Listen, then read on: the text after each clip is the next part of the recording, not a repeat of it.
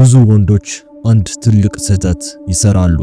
ሴትን ልጅ ለመማረክ ወይም ለማቆየት ሲያስቡ አእምሯቸው ወደ ሁለት ነገሮች ብቻ ይሮጣል፣ ገንዘብ እና መልክ። ሀብታም በሆን ኖሮ አትሄድብኝም ነበር ብለህ አስበህ ታውቃለህ? ቁመቴ ወይም መልኬ ቢስተካከል ኖሮ ትወደኝ ነበር ብለህ ራስህን ወቅሰህ ታውቃለህ? ወንድሜ ልብ ብለህ ስማኝ።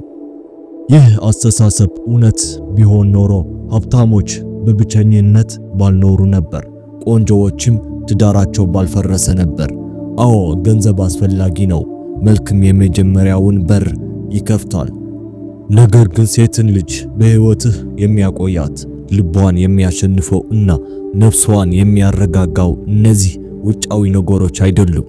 አንዲት ሴት ከወንድ ልጅ የምትፈልገው ነገር አንተ በመስተዋት ከምታየው ነገር እጅግ የጠለቀ ነው። እሷ የምትፈልገው ያንተን ማንነት ነው። እሷ የምትፈልገው ያንተን ጥንካሬ ነው። ጡንቻህን አይደለም፣ የውስጥህ ጥንካሬህን ነው። ዛሬ ወደ ስነ ልቦናው ጥልቀት እንገባለን። የጥንት ፈላስፋዎች እና የዘመኑ ሳይንስ የሚስማሙበትን ሴቶች በተፈጥሮ የሚፈልጉትን 5 የወንድነት ባህሪያትን እንመለከታለን። ይህ ለሴቶች ብሎ የሚደረግ ሳይሆን አንተ ራስህ ምርጥ የተፈጥሮ ወንድ እንድትሆን የሚረዳ ጉዞ ነው። ባህሪ 1 የማይናወጥ ተራራ መሆን። ሴት ልጅ በተፈጥሮዋ እንደ ውቅያኖስ ናት። ስሜቷ እንደ ማዕበል ይለወጣል። ዛሬ ትደሰታለች፣ ነገ ትከፋለች፣ ከዛ ደግሞ ትጨነቃለች። ይህ ተፈጥሯዊ ነው። ታዲያ በዚህ ማዕበል ውስጥ እሷ የምትፈልገው አብሮ የሚናወጥ ጀልባን ሳይሆን ማዕበሉን የሚቋቋም ተራራን ነው። አስተውል ወንድሜ፣ አንዲት ሴት ችግር ሲያጋጥማት ወይም ስትበሳጭ አንተም አብረሃት የምትደናገጥ፣ የምትበሳጭ እና ራስን መቆጣጠር የሚሳንህ ከሆነ ለእሷ ደህንነት አይሰማትም።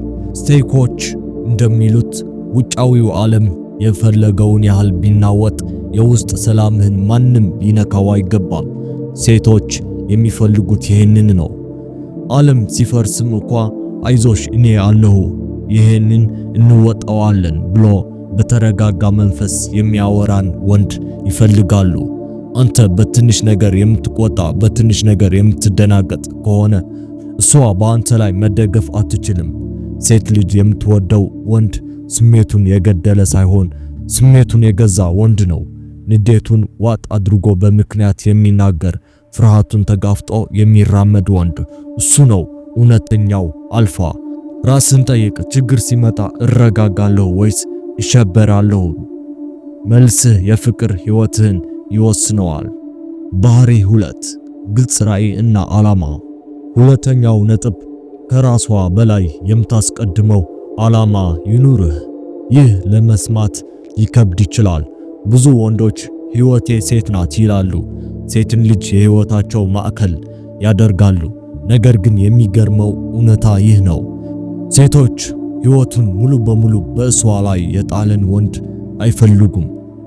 ለምን? ምክንያቱም ሴት ልጅ መመራት ትፈልጋለች። ካፒቴን በሌለው መርከብ ላይ መሳፈር ማንም አይፈልግም። አንተ ካፒቴን ነህ። ሕይወትህ መርከብ ናት። ወዴት እየሄድክ ነው? አንዲት ሴት ወደ ሕይወትህ ስትመጣ ይህ ሰው ወዴት እየሄደ ነው? አብሬ ብጓዝ የት ነው የሚያደርሰኝ ብላ በደመ ነፍስ ትጠይቃለች። ምንም ዓላማ የሌለው ዝም ብሎ ቀኑን የሚገፋ ራዕይ የሌለው ወንድ ለእሷ አሰልቺ ብቻ ሳይሆን አስፈሪም ነው። ወንድሜ፣ ከሴት ፍቅር በላይ የሚነዳህ ህልም ይኑርህ። የምትሰራው ስራ፣ የምታነበው መጽሐፍ፣ የምትገነባ ማንነት ይኑርህ። ስራ ወዳድነት ማለት የግድ ሚሊዮነር መሆን ማለት አይደለም። ነገር ግን ዛሬ ካለህበት ነገ የተሻለ ቦታ ለመድረስ የምታደርገው ተጋድሎ ነው። አንዲት ሴት በስራህ ስትደክም ስታይህ፣ ለዓላማህ ስትታገል ስታይህ፣ ያኔ ትማረካለች። ያንተን ህልም ማገዝ፣ ያንተን ራዕይ መደገፍ ትፈልጋለች። ነገር ግን ህልም ከሌለህ የምትደግፈው ነገር አይኖራትም። መሪ ሁን፣ መንገድህን ጥረግ፣ እሷ መንገደኛ ትሆናለች። ህግ 3 ማዳመጥና መገኘት።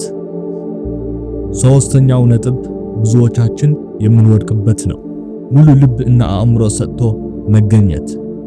ዘመናችን የረበሻ ዘመን ነው። ስልክ እያየን እናወራለን፣ ቲቪ እያየን እንሰማለን። ነገር ግን ሴቶች የሚፈልጉት ትኩረት ነው። ውድ ስጦታ ከመስጠት ይልቅ ለ10 ደቂቃ አይኗን እያየህ ስልኩን አስቀምጠህ በልብህ የምትሰማት ከሆነ ያ ለሷ ትልቁ ስጦታ ነው። ወንዶች በተፈጥሯችን ችግር ፈቺዎች ነን። ሴት ልጅ ስሜቷን ስትነግረን ወዲያውኑ መፍትሄ ለመስጠት እንሮጣለን። እንዲህ አድርጌ ያንን አስተካክዬ እንላለን። ነገር ግን ሳይኮሎጂ እንደሚያሳየው አብዛኛውን ጊዜ እሷ የምትፈልገው መፍትሄን ሳይሆን ጆሮህን ነው።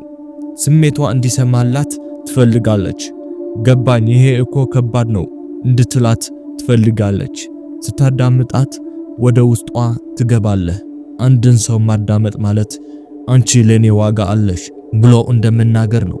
ይህንን ክህሎት አዳብር። ስታወራ አታቋርጣት። ፈራጅ አትሁን። እንደ መስታወት ሁንላት። ያኔ በአንተ ዘንድ እንደተከበረች እና እንደተወደደች ይሰማታል። በትኩረት የሚያዳምጥ ወንድ የሴትን ልብ ቁልፍ የያዘ ወንድ ነው። ሕግ 4 ታማኝነት እና ግልጽነት። አራተኛው ነጥብ የወንድነት ክብር መሰረት ነው። ቃል ታማኝነት። ሴቶች ውሸታም ወንድ ይጠላሉ ሲባል ትሰማለህ። ነገር ግን ጥልቀቱ ከዛ ይበልጣል። ሴቶች የሚፈልጉት የሚናገረውን የሚኖር ወንድ ነው። አንተ የምትናገረውና የምታደርገው የሚለያይ ከሆነ እሷ በአንተ ላይ እምነት ታጣለች።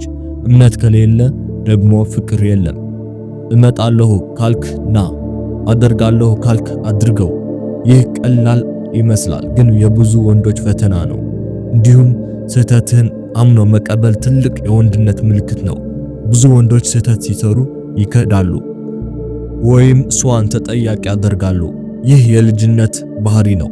ጎልማሳ እና ጠንካራ ወንድ ግን ይቅርታ፣ ተሳስቻለሁ፣ እራሜን አርማለሁ ለማለት አይፈራም።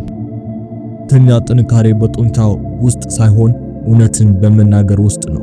የምትደብቀው ነገር ከሌለ የምትፈራው ነገር አይኖርም። ይህ ነፃነት ደግሞ በራስ መተማመንን ይሰጣል። ሴቶች ይህንን በራስ መተማመንን ያሸትቱታል።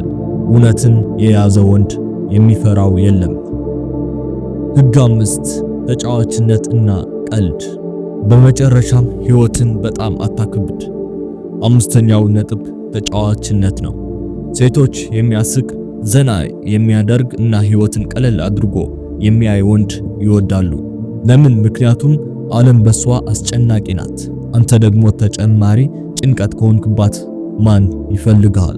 ነገር ግን ተጫዋችነት ማለት ሞኝ መሆን ማለት አይደለም። ከላይ የጠቀስናቸውን ጥንካሬዎችን ይዘህ ነገር ግን ፈገግታን የምታውቅ መሆን አለብህ። ራስህን አትውሰድ። በራስህ ላይ መቀለድ፣ በሁኔታዎችን መቀለድ፣ ማለፍ መቻል የከፍተኛ በራስ መተማመን ምልክት ነው። አንዲት ሴት ካንተ ጋር ስትሆን የምትስቅ ከሆነ ልቧ ይከፈታል። ሳቅ የነፍስ ሙዚቃ ነው።